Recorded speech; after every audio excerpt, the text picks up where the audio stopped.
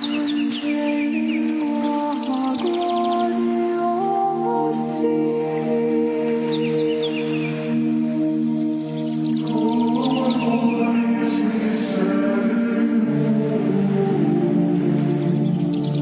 estamos chegando ao fim do ano litúrgico. Em breve teremos já o último domingo, depois de Pentecostes, e já iniciaremos o novo ano.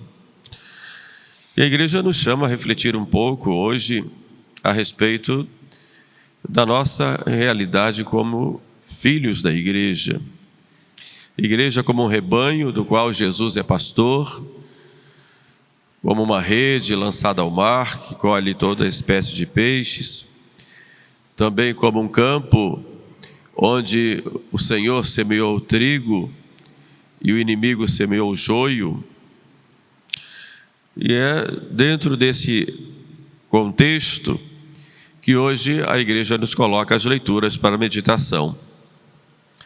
Primeiro, São Paulo, na Epístola do Cativeiro, fala aos Filipenses.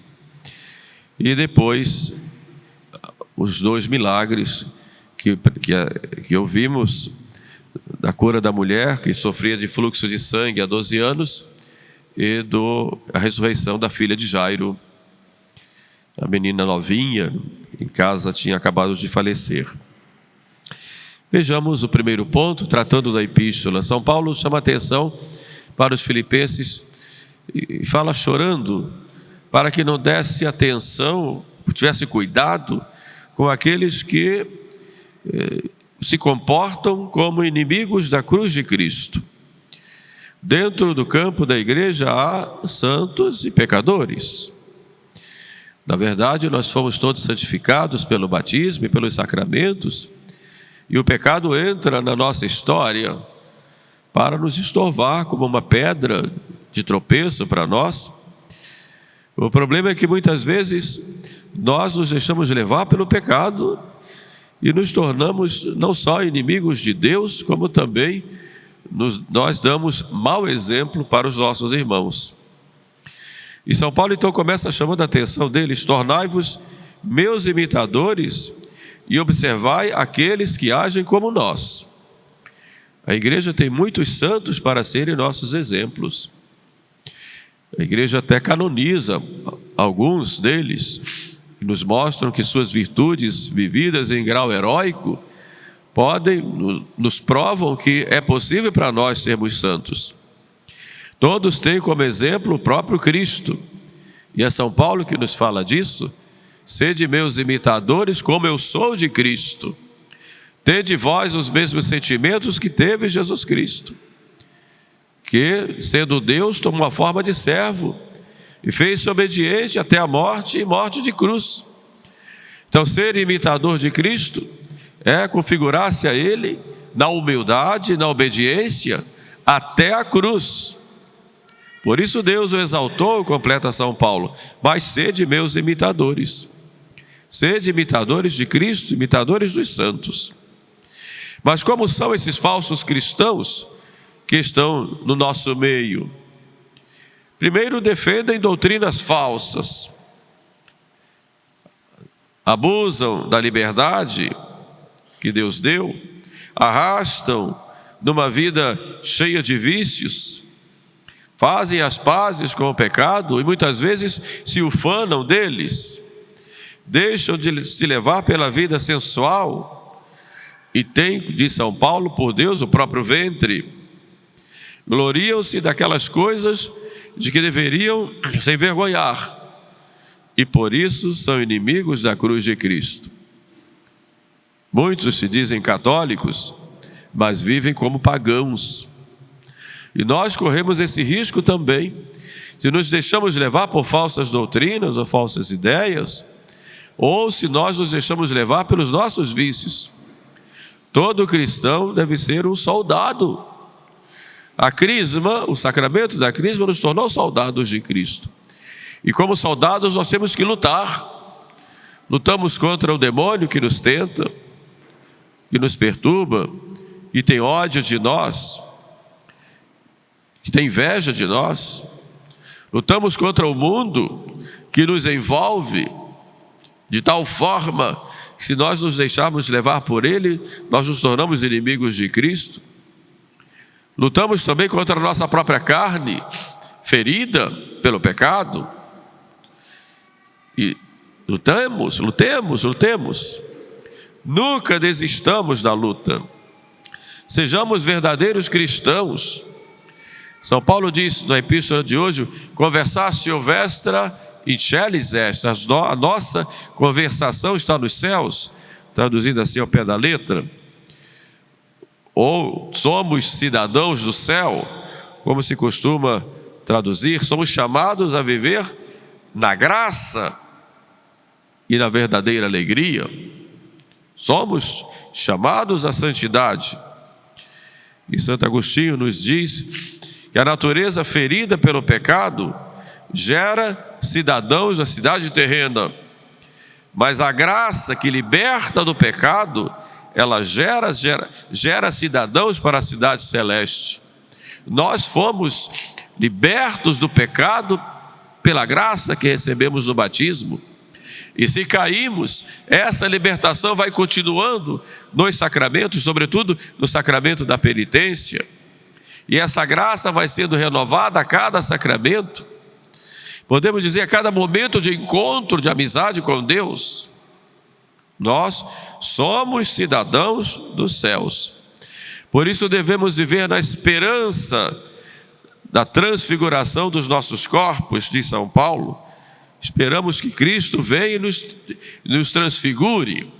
Então é preciso que este corpo mortal, essa carne ferida pelo pecado, ela se revista da transfiguração, ou seja, transfigurada, ela se revista da imortalidade.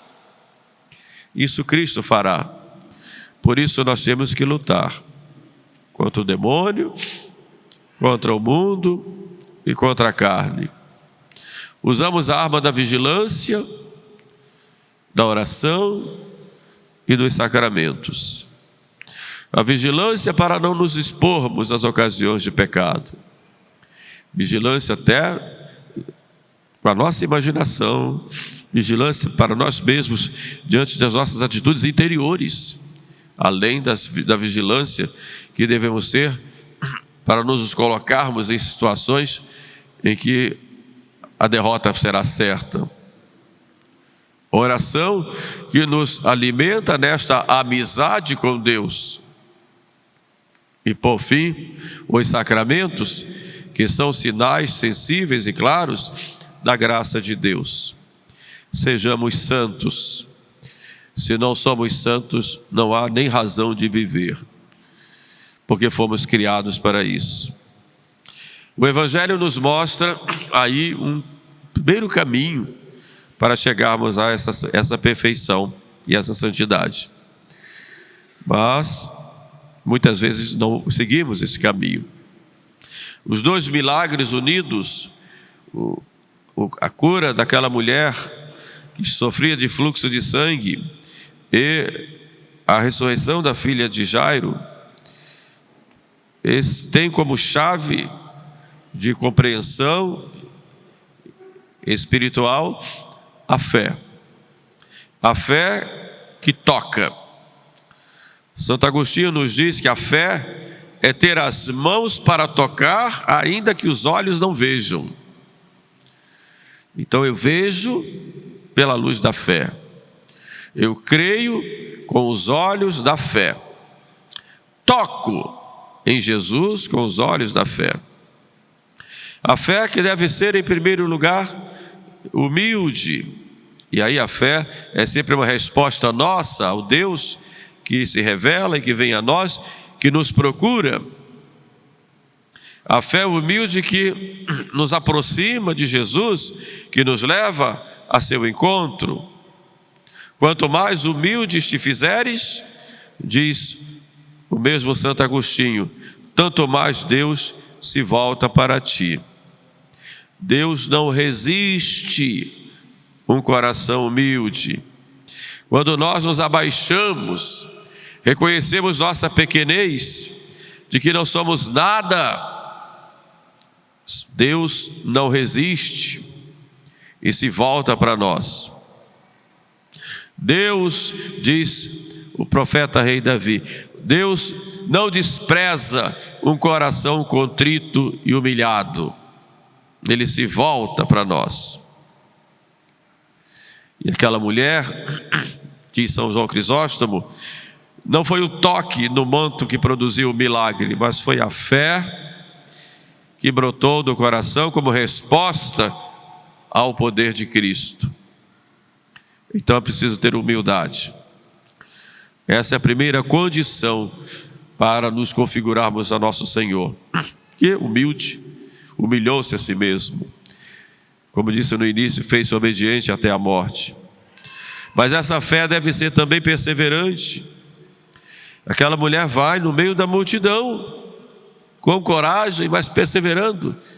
Imagina a multidão que ia envolvendo Jesus e ela, se ao menos eu tocar na orla da roupa dele, eu serei curada. E passa por um, passa por outro, muito envergonhada por causa da sua doença. Estava sangrando e o sangue tornava legalmente a pessoa impura, e ela, mas mesmo assim com coragem, vai driblando os obstáculos e chega lá.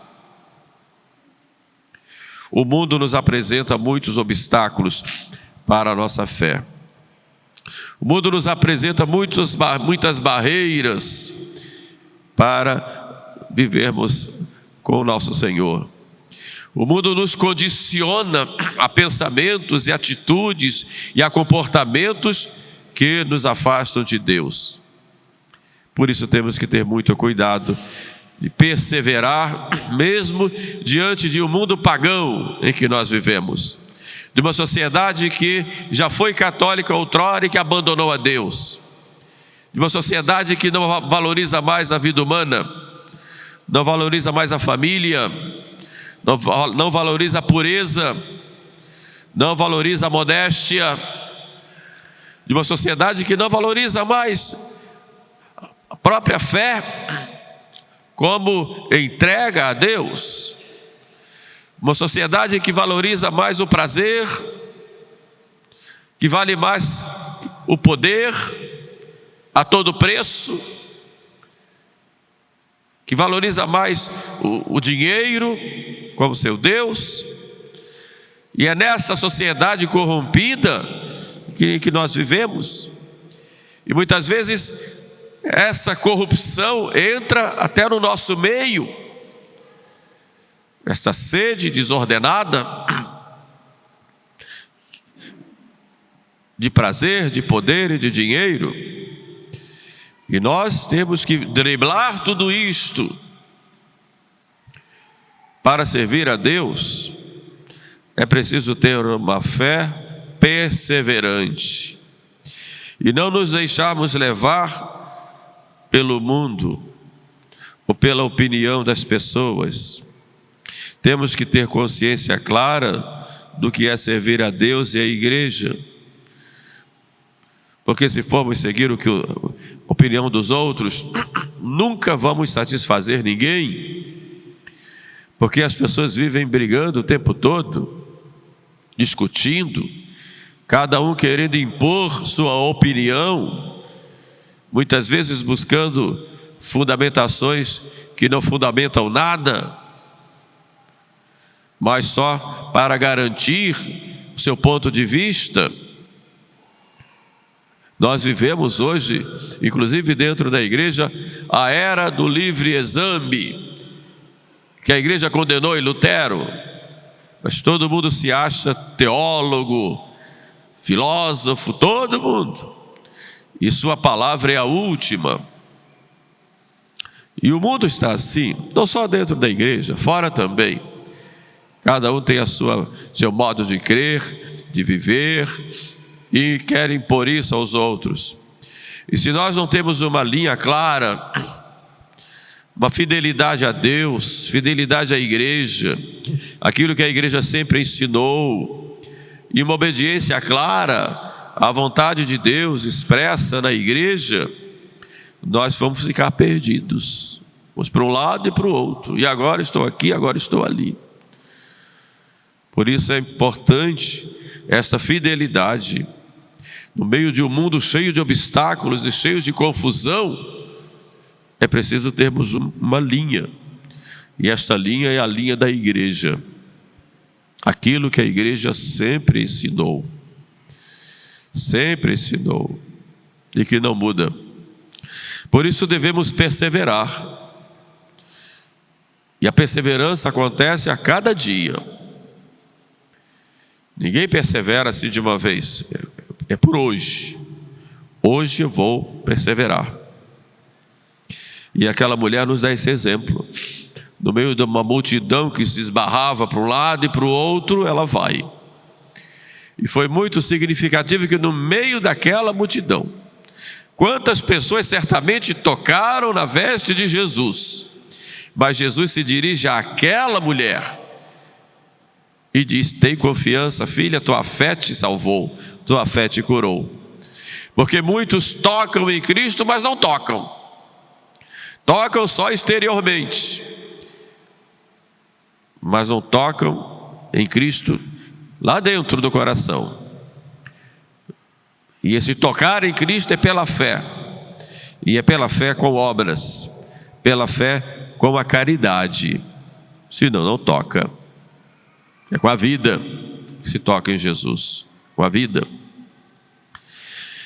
Por isso João Crisóstomo chama atenção quando nós dizemos que temos fé, tocamos a Cristo com o culto, e ele usa esse termo, tocamos o corpo de Cristo com o culto, mas não olhamos aquele que a nosso lado está precisando, está necessitado, que é também Cristo, e não tocamos. Somos indiferentes aos sofrimentos dos outros. Então São João Crisóstomo, imagina, o Santo Padre diz: toca Cristo com o culto, e temos que fazer da melhor maneira possível. Mas não podemos nos esquecer que Cristo também está ao nosso lado precisando de nós. Com o pobre. E o pobre aqui não tem só o sentido material, mas tem o sentido moral, espiritual, afetivo e também material. De modo que este tocar a Cristo com a fé deve nos levar a tocar a Cristo com as obras. Para com Ele e para com o próximo, para com os irmãos. E isso a cada dia. E Cristo então nos convida a tocá-lo com humildade, como Jairo. Minha filha acaba de morrer, e ele vai lá, e Jairo confia. Imagina a confiança desse homem: minha filha morreu. E Jesus diz: tenha fé. O outro evangelista, contando esse caso, diz: tenha fé, tudo é possível àquele que crê. E Jesus pega a menina e diz: Talita cumi, levanta. Ele nos convida a tocá-lo com humildade, com perseverança, mesmo nesse mundo paganizado. Vamos perseverar, não vamos desistir, vamos em frente, mesmo que nos empurrem para um lado, empurrem para o outro, o meu caminho é esse. E com confiança, crendo que Ele pode sempre nos acolher, nos curar, nos levantar e nos impulsionar a irmos para frente. É assim que Jesus age. Ele não é infiel em suas promessas. E quando Ele nos chama, Ele é fiel e nos dá os meios para atendermos a esse chamado. E Ele nos chama a todos à santidade. E Ele continua chamando. Ele não é infiel, Ele não desiste de nós.